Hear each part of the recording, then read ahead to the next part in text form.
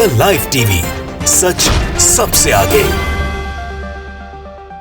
दोस्तों, मैं बात हफीज हूँ। मोदी जी ने अभी इंडोनेशिया में एक कार्यक्रम में ऐसा कुछ कर दिया जिससे देश के काफी लोगों के अंदर काफी गुस्सा आ गया। क्यों? उसकी वजह क्या है? उसकी वजह है चाइना जो निरंतर हमारे देश के अंदर घुसपैठ कर रहा है, हमारे कई सैनिकों को शहीद कर चुका है। और उसके बाद मोदी जी कहते थे कि जब वो सरकार में आएंगे तो चाइना को लाल आंखें दिखाने की जरूरत है, वो दिखाएंगे। लेकिन जब से वो सरकार में आए तब से लाल आंखें तो आप देख नहीं रहे हैं।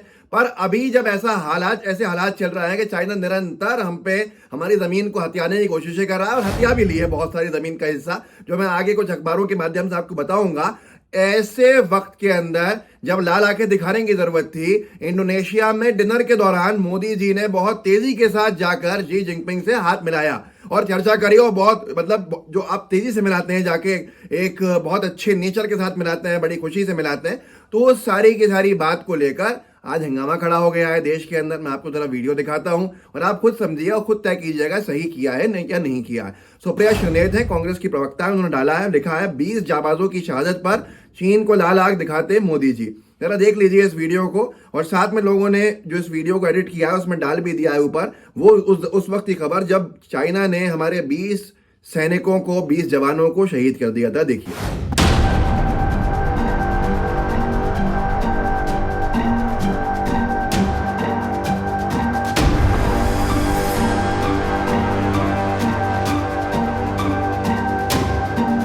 तो ये जिस तरह से आपने देखा कैसे मोदी जी ने बहुत तेजी से जाकर और हाथ मिलाया, चर्चा करी शी जिनपिंग से।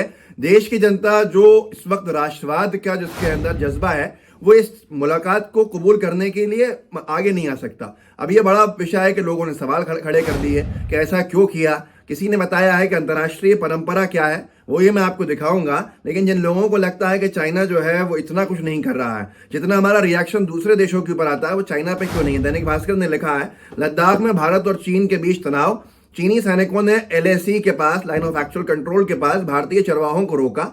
सैनिकों ने कहा ये उनका क्षेत्र है, चाइना के सैनिकों ने कहा ये उनका क्षेत्र है। हमारे भारत के चरवाहे अपने भारत की जमीन के ऊपर अपने जो जानवर हैं उनको चराने गए हैं और वहां पर चीन की सेना उनको भगाती है और कहती है ये हमारा क्षेत्र है। और इसके बाद, इस सब के बाद भी जब मुलाकात करते हैं मोदी जी तो किस तरह से करते हैं ये आपने देख ही लिया। लेकिन इस सब को लेकर जब से ये वीडियो वायरल हुआ है, ये कथित वीडियो जिसको बताया जा रहा है इंडोनेशिया का और मोदी जी की और शी जिनपिंग की मुलाकात का हाथ मिलाते हुए, इस कथित वीडियो के बाद से देश भर के अंदर अनभक्त और जो गोदी मीडिया के चमकते हुए सितारे हैं, जो हर वक्त बीजेपी की सरकार के डिफेंस में उतरते हैं, वो एक्टिव हो गए हैं। उन्होंने फिर से नेहरू जी को ब्लेम करना शुरू कर दिया है ताकि किसी तरह से ध्यान मोदी जी की इस गलती से हटे। तो सुशांत सिन्हा उसमें सबसे ऊपर है, टाइम्स नाउ के अंदर काम करते हैं और ऐसा लगता है जैसे मानो बीजेपी के प्रवक्ता भी शर्मा जाएंगे। उन्होंने आज एक शो किया जिसमें उन्होंने अपने खुद के ट्वीट लिखा है कि क्योंकि नेहरू किसी की सुनते नहीं थे, भारत के साथ क्या हो सकता था और क्या हुआ वो जानना चाहिए। तात्कालिक प्रधानमंत्री नेहरू का कश्मीर और चीन से बड़ा ब्लंडर था ये।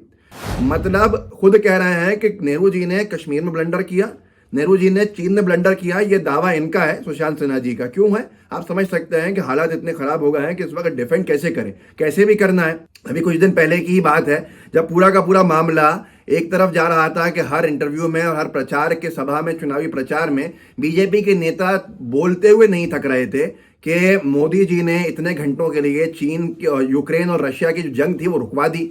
तो उसके बाद लोगों ने वो वीडियो वायरल कर दिया जिसके अंदर जो भारत के प्रवक्ता हैं विदेश मंत्रालय के, उन्होंने कहा था कि ये सब तो बहुत आगे की चीज़ है, हम तो इसकी कल्पना नहीं कर सकते, ये बहुत आगे की बात है, मुझे समझ में नहीं आता ये कहाँ से आती हैं बातें। तो इससे और फजीहत हो गई थी। एक विनी करके उन्होंने डाला भी था इस वीडियो को कंपाइल करके, मैं थोड़ा सा दिखा देता हूँ आपको। गृह मंत्री जी की बात को झूठा साबित करने की हिम्मत कैसे हुई विदेश मंत्रालय की।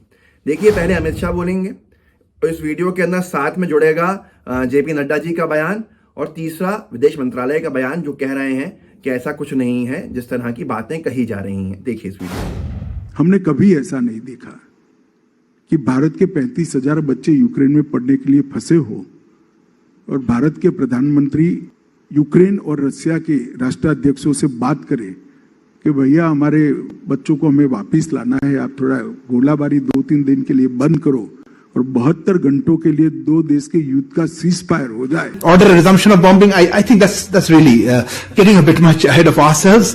भारत के प्रधानमंत्री जी की शख्सियत को बताता है कि नहीं बताता है? उन्होंने पुतिन को फोन किया, उन्होंने ज़ेलेंस्की को फोन किया और युद्ध को रुकवाया, और भारत के बच्चे तिरंगा झंडा लेकर के 32,000 बच्चे भारत वापस आए। दोस्तों, देखा आपने किस तरह से बीजेपी की फजीयत इससे पहले भी हुई और भी हुई, लेकिन आज की तारीख के अंदर प्रशांत टंडन है जो इसके ऊपर लिखा है, पत्रकार है, उन्होंने लिखी है बड़ी महत्वपूर्ण बात, उसको समझिएगा। उन्होंने लिखा है, चीन से मोदी जी की इतनी निकटता का राज क्या है। ऐसा कई बार हो चुका है कि भारत पाकिस्तान के बीच तनाव के बीच अगर कोई अंतर्राष्ट्रीय सम्मेलन हुआ तो दोनों देशों के प्रधानमंत्री हाथ नहीं मिलाते थे। यह सामान्य कूटनीति का हिस्सा रहा है। चीन को फिर यह रियायत क्यों, ये सवाल उठ रहा है आज हमारे सबके सामने। और चीन वो है जिसने हमारे 38,000 वर्ग किलोमीटर जमीन पर कब्जा कर रखा है। ये कोई और नहीं कह रहा, सदन में सरकार ने बोला है। आज तक ने लिखा है, चीन ने हमारी 38,000 वर्ग किलोमीटर जमीन पर कब्जा कर रखा है। संसद में बोली सरकार। उसको आगे भी लोगों ने लिखा है, एक अखबार ने लिखा है, LAC पर चीन ने नहीं घटाई फौज, आर्मी चीफ बोले भरोसे के काबिल नहीं। ये कुछ वो खबरें हैं जिनको जानना बेहद जरूरी है और समझना भी चाहिए। मैं एक और पढ़ के सुनाता हूं आपको नवोदय टाइम्स का। भारतीय जमीन पर ड्रैगन की कॉलोनी, डोकलाम के निकट भूटान ने बसाए 4 गांव। इस सब के बाद भी, हमारे 20 जवानों की शहादत की ऑफिशियल रिकॉर्ड के बाद भी अगर इस तरह से मुलाकात हो रही है तो फिर सवाल तो बहुत सारे बनते हैं। और सवाल क्या बीजेपी के अनभक्त सिर्फ देख के पूछेंगे कि कहाँ उनकी सरकार है, कहाँ उनकी सरकार नहीं है, कहाँ राहुल गांधी से सवाल करना है, कहाँ सोनिया गांधी से सवाल करना है, कहाँ नरेंद्र मोदी जी से सवाल नहीं करना है। ये सारी की सारी चीज़ें जो हैं अब देश के सामने भी आ रही हैं और देश के लोग खासे गुस्से के अंदर हैं इस पूरे मामले को लेकर।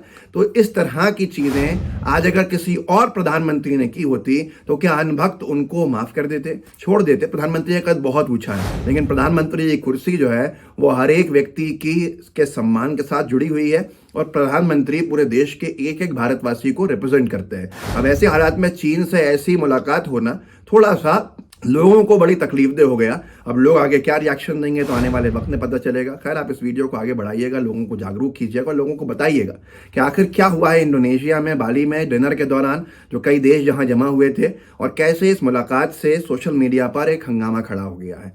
इस वीडियो को व्हाट्सएप ग्रुप में शेयर कीजिएगा, साथ में लाइव टीवी को सब्सक्राइब जरूर कीजिएगा। जय हिंद, जय भारत। द लाइव टीवी, सच सबसे आगे।